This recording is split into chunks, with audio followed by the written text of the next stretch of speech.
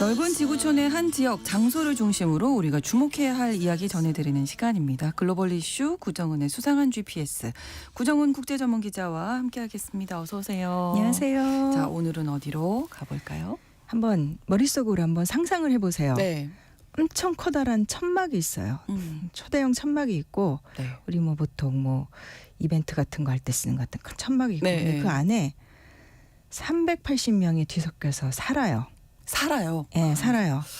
잠은 14명씩 이렇게 구획을 지어서 자는데 여성과 아이들이 많고 네. 뭐 노인들도 있고 환자들도 있고 독신 남성은 뭐 담요나 문 같은 것도 없이 이제 살고 뭐 사생활요 뭐 전혀 불가능하고요. 자기 물건도 것도 없고 네. 2층 침대들이 있는데 뭐 너무 좁고 그다음에 그렇게 많은 사람이 한 천막 안에서 사니까 아픈 사람은 기침하고 아이들은 울고 여기저기서 네. 전화 울려대고 잠은 제대로 못 자겠고 잠만 겨우 잘 수 있는 네, 그리고, 비만 가려주는 거죠. 예, 쥐하고 해충들이 많아서 뭐 수두, 홍역 그러니까 이게 어디 무슨 아프리카나 아시아 이런데 저개발국 그리고 옛날 얘기 같은 느낌. 슬럼가나 난민촌이 네. 아니라 지난달 말에 독일 언론 슈피겔이 전한 베를린에 있는 테겔 난민 캠프라는 곳의 모습입니다. 지금 2024년이잖아요. 21세기. 예. 예. 독일 베를린인데 네. 이런 너무 모습이었다고요? 놀랍죠.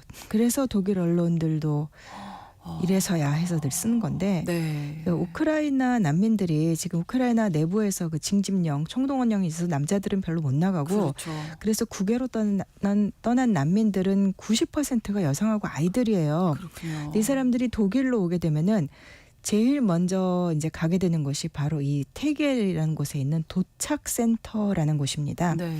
근데 원래 이 시설의 이름은 그 테겔 오토 릴리엔탈 공항이었어요. 공항이었어요. 예, 예.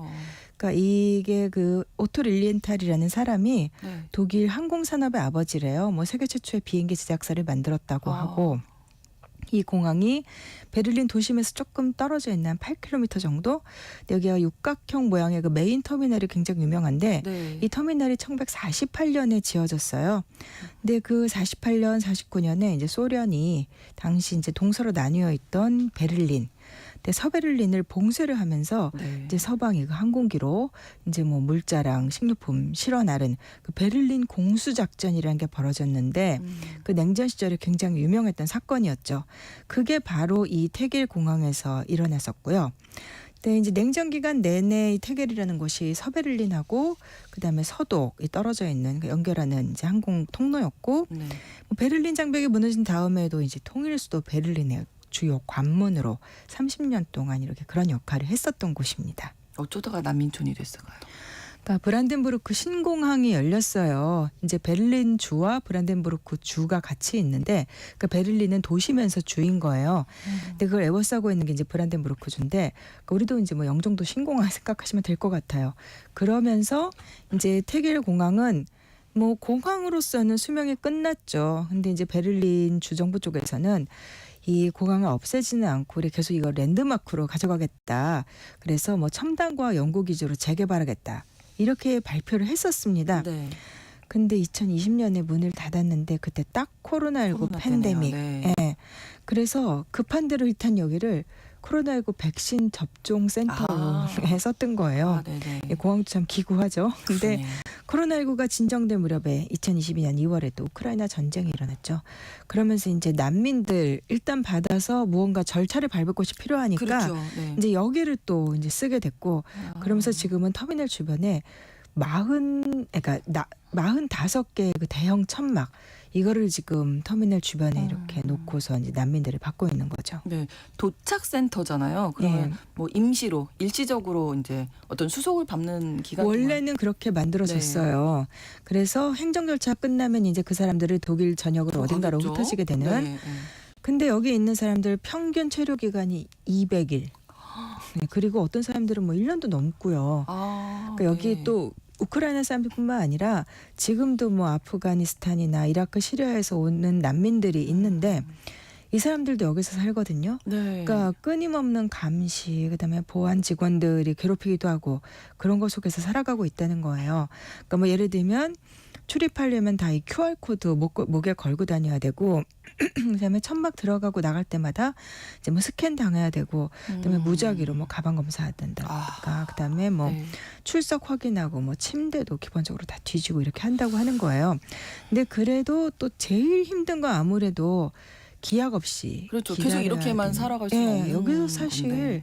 며칠도 힘들 텐데 예, 2년씩 예. 산다고 생각하면 그러니까 뭐 이민국이나 직업센터하고 이제 연락을 해야 되는데 네. 이 면담 기다리는 게 그렇게 오래 걸리고 또 거주 허가, 취업 허가 받으려면은 이건 사실 독일뿐 아니라 어느 지역에서건 난민들이 가면 특히 전쟁을 급하게 피해서 나간 사람들이 항상 문제가 무슨 온갖 서류를 요구하는 거예요. 뭐 증명할 게 증명서류. 예. 없잖아요. 근데 이제 그런 거를 요구하는 이제 그게 제일 큰 문제고 또 올해 3월 달에는 텐트 한 곳에서 이제 불도 났었어요. 게다가요. 근데 동영상에서 보면은 보안 직원들 다 소화기 들고도 안 끄고 막 우왕좌왕하는 모습, 아이고. 대처 못하고 이런 것도 나왔는데 이제 그 텐트 하나가 홀랑 다 타버렸으니까 거기에 있던 난민들은 뭐 출생증명서, 여권 그나마, 갖고 온 것도 예. 다 타버리고 그다음에 그 추억에 담긴 언제 돌아갈지 모를 집에서 가져온 물건들도 잃어버렸고, 그러니까 반년이 넘도록 지금까지도 뭐 화재 원인이 뭔지는 규명도 안 된 상태입니다.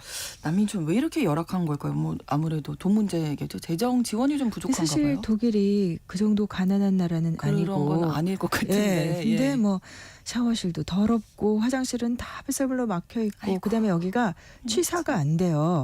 그다음에 그럼 음식을 어떻게- 데우는 전자레인지 이런 것도 없으니까 배급을 받는데 뭐 싸구려 배급 음식 받는데 그러니까 그게 그 뭐 난민들이 그나마 여기 안전하기라도 그나마도 다행인 거지라고도 생각할 수도 있겠죠. 근데 문제는 여기가 5억 유로가 연간 예산이 들어간다는 거예요. 그러니까 현재 수용 중인 난민이 5천 명인데 예. 그러니까 한 명당 하루 한 250유로꼴로 들어간다는 거예요.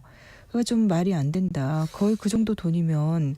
근데 이렇게 이 주면. 이유를 그래서 네. 독일 언론들과 시민단체들이 파헤쳐 보니까 예.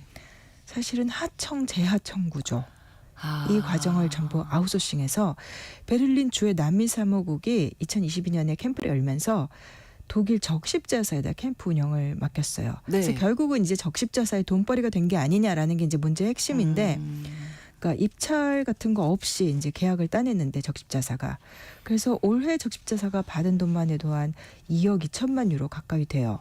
근데 예. 이건 적십자사가 자기네가 운영 안 하고 네.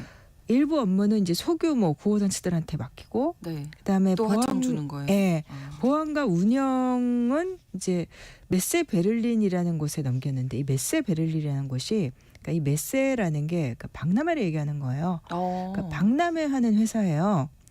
그래서 2019년에 이 회사가 50만 유로 적자였는데 작년에는 750만 유로 이익을 거뒀다는 거예요. 아. 근데 업무의 질이 형편없는데 네. 이 난민들의 가장 큰 불만 중에 하나가 이 보안 직원들 강압적인 것도 있고 또 인종주의적인 태도도 되게 많고 아. 심지어 이제 보안 직원들 중에 이슬람주의자들이 있는 거예요. 이슬람 극단주의자들이. 그래서 좀 이해가 안 가죠, 이 상황이. 그러니까요. 네. 그래서 쿠르드족 난민 한 명을 보안 직원이 이제 공격한 사건이 작년에 있었는데 그렇군요. 뭐 일부 보안 직원들이 그 극단주의 이슬람 국가 IS의 구호를 외쳤다 뭐 이런 증언까지 나왔어요. 예. 전쟁 중인 우리 나라를 떠나서 왔는데 예. 여기도 전쟁이네요. 어떻게 예. 난민들 입장에서. 예. 네. 근데 이게 황당한 게 그런 보안 직원들 대체 뭐냐? 네. 어떻게 베를린에 네. 난민 캠프에 그런 직원들이 있느냐? 근데 이 캠프의 보안 예산이 지금 보면 올해 이제 뭐 내년에 인원 늘어날 거 생각해갖고 다 받은 게 한 1억 3천만 유로 정도 어마어마한 돈이에요. 근데 이 메스 베를린 이 회사가 네. 그 적십자사로부터 하청을 받았는데 네. 그때 보안 업무는 팀플렉스라는 회사에다 그걸 또 다시 재하청을 하청이에요. 근데 이 팀플렉스라는 회사는 수익이 그거 맞고 나서부터 10배 이상 늘었는데 어떤 식으로 했냐면 경비를 절감하는 방식이 네. 그러니까 파견한 직원들이 전부 다 저임금 이주 노동자 아. 뭐 취업할 자격이 없는 사람들 들키기도 하고 상당수는 독일어조차 못하고 아. 예, 그러다 보니까 이제 그 무슬림 이주자들 중에서 아무나 갔다가 쓰다 보니까 생긴 일인 거죠. 근데 이제 애당초 이 메세 베를린이라는 회사가 그 박람회 회사 난민하고는 아무 상관이 없어요. 네, 네. 근데 어떻게 해서 그러면 그런 데서 맡았느냐? 이제 뭐 이 하청 재하청으로 이어지는 고리마다 이 주 난민국, 난민 사무국하고 그 다음에는 메세 베를린, 그 다음에 메세 베를린의 하청업체인 팀플렉스, 여기하고 다 전직 공무원들 회전무처럼 다 그걸로 또 연결이 돼 있다는 거예요. 그러니까 독일 사람들은 우리 세금을 난민들한테 쓰는 거 싫다, 뭐 이런 여론 높아지고 있다고 하는데 제대로 쓰이지도 않고. 사실은 그 돈이 뭐 지방 정부랑 결탁한 이런 데들로 상당액이 흘러 들어가고 있는 거죠. 그러면 지금 난민은 어느 정도나 있는 거예요, 독일에?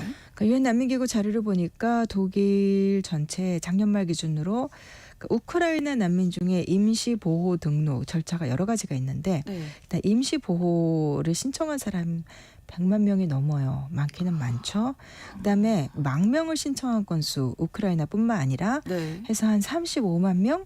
그다음에 난민이나 보호 대상자로 이 사람들이 결정된 비율은 한 70% 정도 되고 그리고 난민들이 오면은 이제 그 나라에 오기도 해서 정착을 하는 경우도 있지만 또 다른 나라로 떠나는 사람들도 있어요. 그걸 재정착이라고 하는데 그러니까 먼저 자기네 나라 출발해서 그 떠나서 다른 나라에 한번 거쳤다가 독일에 와서 재정착한 사람도 한 6,500명, 뭐 올해도 비슷한 수일 것 같고 그것도 독일은 뭐 유엔 난민기구에 그 기여도 많이 하는 나라죠.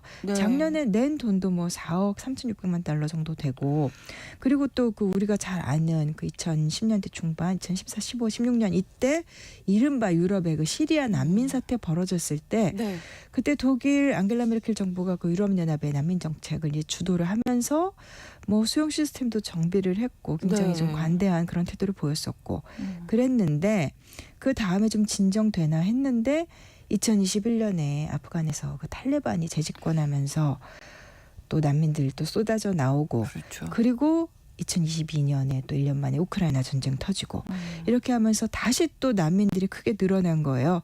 그렇게 되니까 이제 독일 대도시들의 이제 긴급 보호소나 도착센터를 많이 지었고 그 중에 하나가 테겔 공항의 캠프인 겁니다. 그러니까 우리가 알고 있는 건 독일이 난민을 위한 어떤 지원도 많이 하고 아까 유엔 난민기구에 기부도 많이 했다고 말씀을 해주셔서 이런 뭐 시스템이 좀 잘 갖춰 있겠다 이렇게 생각했는데. 그러니까 뭐 난민이나 망명 신청자를 그 위한 재정은 1차적으로 이제 지방 정부 책임이에요. 연방 국가잖아요. 근데 다만 연방 정부도 돈을 냅니다. 그래서 작년에 연방 정부가 난민을 위해 쓴 돈이 28억 유로였다고 하니까 액수가 뭐 상당하죠. 근데 물론 말씀하신 대로 독일의 난민 정책은 그래도 굉장히 잘 돼 있어요. 사실 우리는 뭐 500명도 안 되는 예멘 난민 들어왔을 때 그 우왕좌왕하고 난리를 쳤었는데 독일은 그래도 정교한 시스템을 갖추고는 있습니다. 계속 정비를 하고 있고 그래서 난민들이 먼저 그 초기 접수 센터라는 곳에서 이제 보호 신청을 하고 거기서 한 최대 2년까지 머물면서 이제 절차를 기다리고 근데 이런 초기 접수 센터가 뭐 연방주가 이제 16개인데 거기 뭐 최소 1개 이상씩 해서 전국에 한 58곳이 있다고 해요. 그 다음에는 이제 12개 주는 도착센터라는 거를 가지고 있고 이제 도착센터에선 그래서 난민들이 하도 밀려 들어오니까 특히 이제 우크라이나 전쟁 다음에 그 전에도 초기 센터에서 한 2년까지 절차가 걸리고 이러니까 이 도착 센터들은 조금 패스트 트랙 같이 해서 좀 빨리빨리 해주자. 근데 이제 절차가 법규로 딱 정해져 있지 않은 거예요. 그러니까 거기서도 역시 늦어지는 거고. 또 2021년부터는 이제 난민 수용 절차가 주마다 좀 다르고 지금 제가 말씀드릴 것마다 복잡하잖아요. 뭐 초기 센터, 도착 센터 막 다 다르니까 통합을 하자. 좀 통합을 하자 그래가지고 앙커 센터라는 걸 또 만들었어요. 근데 이거는 이제 뭐 바이에른이라든가 작센 이렇게 9개 주 정도에서 지금 운영이 되고 있는데 현재로는 지금 완전 통합은 안 되고 그렇게 여러 개의 센터들이 지금 산발적으로 전국에 수십 곳이 있는 거죠. 그렇군요. 참 어려움이 많은데요.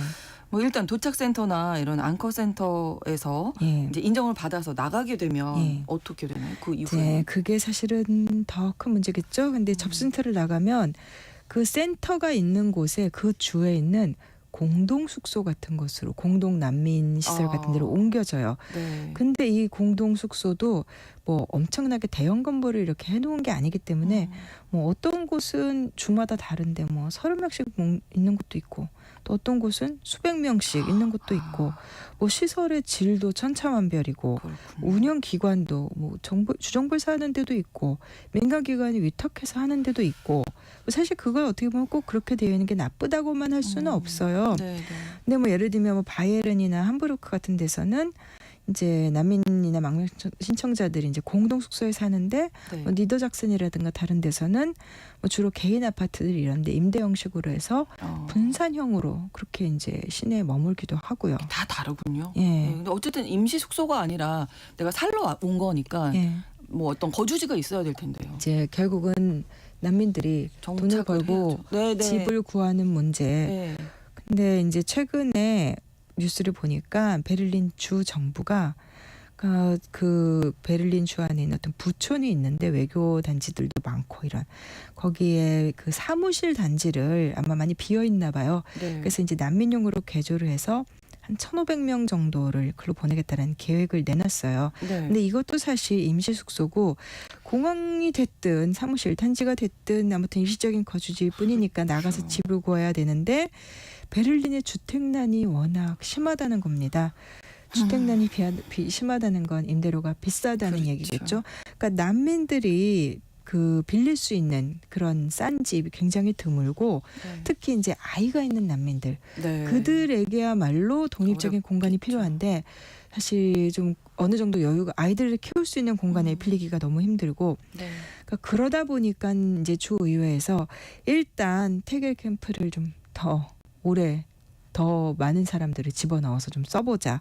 그래가지고 지금 이거를 계속 이제 사용 기한을 주 의회가 계속 연장을 계속하고 있어요. 근데 이 현실을 모르나 보죠. 지금. 현실을 안다는 거예요. 알아요? 아는데 지금 대책이 없고 이제 그러다 보니까 그래서 이제 그 슈피겔이라든가 이런 데 보도에서도 안다. 알면서 알고 저렇게 있지만. 방치하는 것이다. 그 하청 지하청 저 실태를 그러면서 일단은 이거를 이제 운영을 끝내고 어떻게 해서든 이 사람들이 정착할 수 있게 만들어줘야 되는데 네네. 그러지 않고 방치하고 있는 거고 일단 임시 변통으로 운영을 계속 늘리고 있다라는 게 이제 비판의 요지입니다. 네. 원래 이 캠프가 처음 문을 열었을 때 2022년 7월이었는데 네. 그때 수용 인원이 900명이었어요.